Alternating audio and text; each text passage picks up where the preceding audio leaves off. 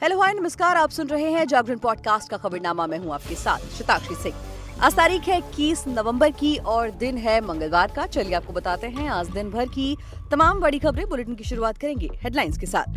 गुरमीत राम रहीम फिर आया जेल से बाहर, यूपी के जिले में रहेगा। सुनारिया जेल से 21 दिन की मिली फरलो। इस एपिसोड को अंत तक सुनेंगे तो आपको बताएंगे कि पैरोल और फरलो में क्या फर्क होता है। विदेश मंत्री जयशंकर ने ऑस्ट्रेलियाई समकक्ष पेनी वोंग से की मुलाकात, ट्वीट कर जताई खुशी। तेलंगाना में चुनाव से पहले कांग्रेस के लिए आई बड़ी खबर, स्टालिन के डीएमके ने भी दिया समर्थन।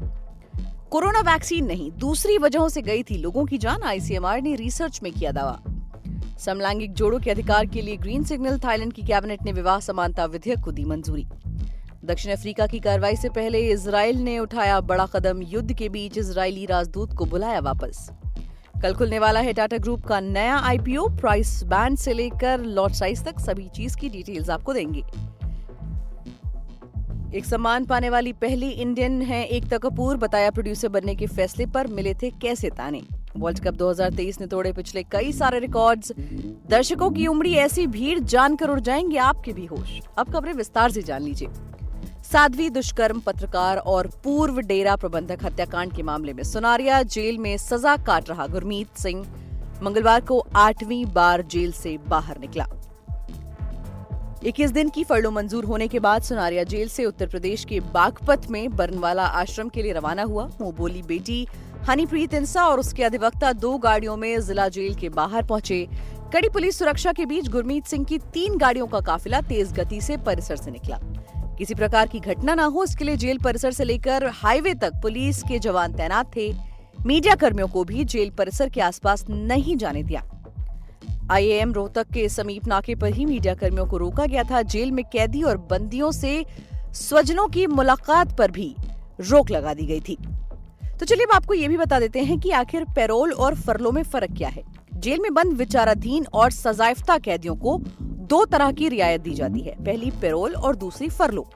कैदी को पैरोल तभी दी जाती है जब उसकी सजा का 1 साल पूरा हो जाता है। फरलो उसी सूरत में दी जाती है जब सजा के 3 साल पूरे हो चुके हों। इसमें शर्त ये होती है कि कैदी का चाल चलन जेल के भीतर ठीक रहा हो। पैरोल की कई श्रेणी बनाई गई हैं। खेती के लिए 6 हफ्ते की पैरोल दिए जाने का प्रावधान है, ये साल में 1 बार ही मिल सकती है। बच्चों के स्कूल में दाखिले के लिए 4 हफ्ते की पैरोल दी जा सकती है, ये भी साल में 1 ही बार दी जा सकती है। मकान बनाने या उसकी मरम्मत के लिए 3 साल में 1 बार पैरोल का प्रावधान है, ये 3 सप्ताह की अधिकतम हो सकती है। पैरोल की खास बात यह है कि ये सजा में नहीं जुड़ती है, यानी कैदी जितना समय पैरोल पर रहेगा उतनी सजा उसे काटनी होगी। अब बता देते हैं कि फरलो को लेकर क्या है नियम। फरलो के बारे में अलग से नियम है। 3 साल की सजा पूरी होने के बाद ये शुरू होती है। पहली दफा इसकी अवधि 21 दिन की होती है, उसके बाद ये सिमटकर 4 दिनों की रह जाती है। फरलो की खास बात यह है कि ये अवधि सजा में जुड़ जाती है, यानी जितनी अवधि इस कैटेगरी में कैदी जेल से बाहर रहा उतनी सजा कम हो जाएगी, यानी कि उसे दोबारा इस सजा को काटना नहीं पड़ेगा। तो राम रहीम को भी फरलो मिली है। उन्हें पहली फरलो मिली है जिसमें उन्हें 21 दिन तक आराम से जेल के बाहर रहने की अनुमति है। विदेश मंत्री एस जयशंकर ने मंगलवार सुबह विदेश मंत्रियों के फ्रेमवर्क डायलॉग के लिए दिल्ली में अपने ऑस्ट्रेलियाई समकक्ष पेनी वोंग से मुलाकात की। दोनों देशों के नेताओं के बीच रणनीतिक साझेदारी को आगे बढ़ाने की चर्चा की जाएगी। जयशंकर ने एक्स पर पोस्ट किया, आज सुबह हैदराबाद हाउस में ऑस्ट्रेलिया के विदेश मंत्री पेनी वोंग का स्वागत करते हुए खुशी हो रही है। हमारे देश मंत्रियों की फ्रेमवर्क वार्ता हमारी रणनीतिक साझेदारी को आगे बढ़ाएगी। बैठक के दौरान जयशंकर ने कहा कि भारत और ऑस्ट्रेलिया के बीच द्विपक्षीय संबंध तेजी से बढ़े हैं और कहा है कि इसका क्षेत्र पर व्यापक प्रभाव है। उन्होंने क्वाड प्रारूप में भारत और ऑस्ट्रेलिया के बीच साझेदारी को द्विपक्षीय संबंधों और भारत प्रशांत क्षेत्र के लिए बहुत फायदेमंद बताया। अगली खबर की तरफ बढ़ते हैं। देखिए, तेलंगाना में आगामी विधानसभा चुनाव के लिए 30 नवंबर को होने वाले मतदान से पहले कांग्रेस के लिए अच्छी खबर सामने आई है। तमिलनाडु के मुख्यमंत्री एम.के. स्टालिन के नेतृत्व वाली डीएमके ने मंगलवार को कहा कि उसने आने वाले तेलंगाना विधानसभा चुनाव में कांग्रेस का समर्थन करने का फैसला किया है। डीएमके ने मंगलवार को जारी एक बयान में कहा कि उसके सभी कार्यकर्ताओं को तेलंगाना में चुनाव लड़ रहे कांग्रेस उम्मीदवारों को जिताने के लिए काम करना चाहिए। डीएमके तमिलनाडु में कांग्रेस की सहयोगी है और दोनों पार्टियां अगले साल होने वाले लोकसभा चुनावों में बीजेपी की अगुवाई वाली एनडीए से मुकाबला करने के लिए बने इंडिया गठबंधन का हिस्सा है। अगली खबर की तरफ बढ़ते हैं। देखिए, देश में कोरोना महामारी के कारण हजारों लोगों को अपनी जान गंवानी पड़ी थी, जिसके कारण लोगों को इस वायरस से बचाव के लिए वैक्सीन दी गई थी। हालांकि ऐसा दावा किया गया था कि कोविड वैक्सीन लेने के बाद कुछ लोगों की जान गई, लेकिन इसे लेकर अब एक रिपोर्ट सामने आई है। समाचार एजेंसी रॉयटर के अनुसार भारतीय चिकित्सा अनुसंधान परिषद की रिपोर्ट में दावा किया गया है कि भारतीय शोधकर्ताओं को इस बात का कोई सबूत नहीं मिला कि कोविड-19 टीकाकरण के कारण लोगों की मौत हुई है। रिसर्च में दावा किया गया है कि उनकी मौत के पीछे का कारण धूम्रपान करना, अधिक शराब पीना, ड्रग्स और नशीले पदार्थों का सेवन हो सकता है। दरअसल Indian council of medical research ने अक्टूबर 2021 और मार्च 2023 के बीच 18 से 45 साल की आयु के व्यक्तियों की मौतों को लेकर एक रिसर्च की थी। इस विश्लेषण में करीब 729 मामले और 2916 नियंत्रण शामिल किए गए। विदेशी खबरों की बात करें तो थाईलैंड की कैबिनेट ने मंगलवार को समलैंगिक विवाह की अनुमति देने के लिए अपने नागरिक संहिता में संशोधन को पूरी मंजूरी दे दी है। इस उम्मीद के साथ कि मसौदा यानी कि ड्राफ्ट अगले महीने संसद में पेश किया जाएगा। उपसरकारी प्रवक्ता करोम पोलपोर्न क्लांग ने कहा कि नागरिक और वाणिज्यिक संहिता में संशोधन में समान लिंग वाले जोड़ों के लिए पुरुष और महिला, पति और पत्नी शब्द को व्यक्ति और विवाह भागीदारी में बदल दिया जाएगा। उन्होंने कहा कि कानून समान लिंग वाले जोड़ों के बीच रिश्ते में परिवार बनाने के अधिकार की गारंटी देगा। उन्होंने कहा कि अगला कदम समान लिंग वाले जोड़ों को भी मान्यता देने के लिए पेंशन फंड कानून में संशोधन देगा।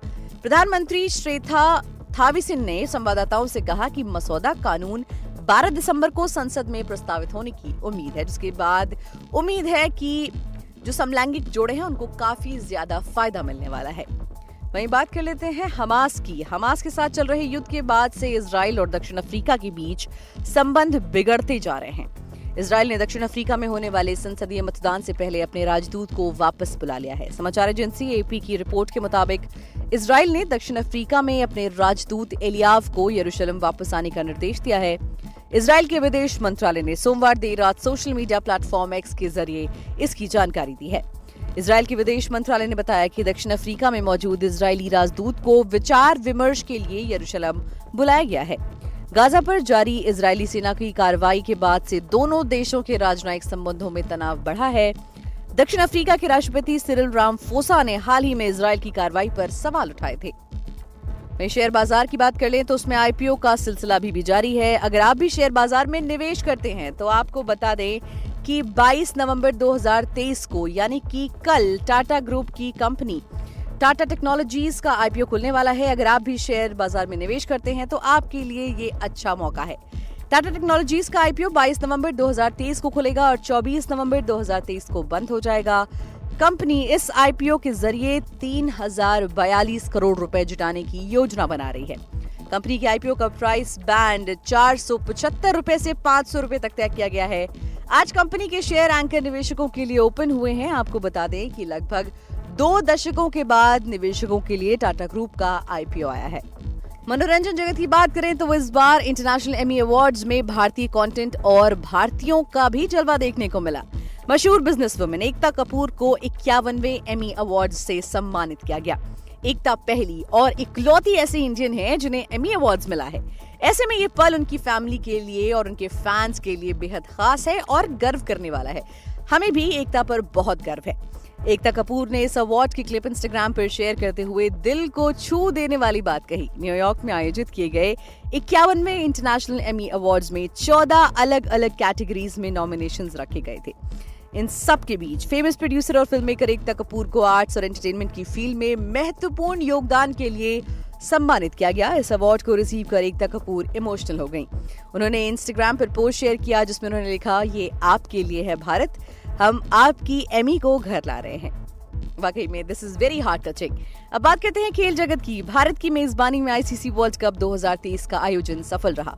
इस टूर्नामेंट में टीवी लाइव स्ट्रीमिंग के ग्लोबल रिकॉर्ड से लेकर दर्शकों को लेकर भी विश्व रिकॉर्ड बना। इस विश्व कप में सिर्फ खिलाड़ियों से ही नहीं बल्कि दर्शकों ने भी इतिहास रच दिया। ये मेगा इवेंट आईसीसी की अब तक का सबसे ज्यादा सफल आईसीसी आयोजन बन गया है। विश्व कप 2023 का फाइनल मैच करीब 1 लाख दर्शकों की मौजूदगी में खेला गया। अहमदाबाद के नरेंद्र मोदी स्टेडियम का नजारा इस दौरान देखने लायक रहा। वहीं पूरे टूर्नामेंट के सभी मैचों में कुल 12,50,307 दर्शकों ने स्टेडियम में पहुंचकर मैच का लुत्फ उठाया। इस रिकॉर्ड ने पिछले सभी विश्व कप के रिकॉर्ड्स को चकनाचूर कर दिया। तो दोस्तों, आज के लिए फिलहाल इतना ही। देश और दुनिया की तमाम खबरों को जानने के लिए जुड़े रहिए हमारे साथ और सुनते रहिए जागरण खबरनामा।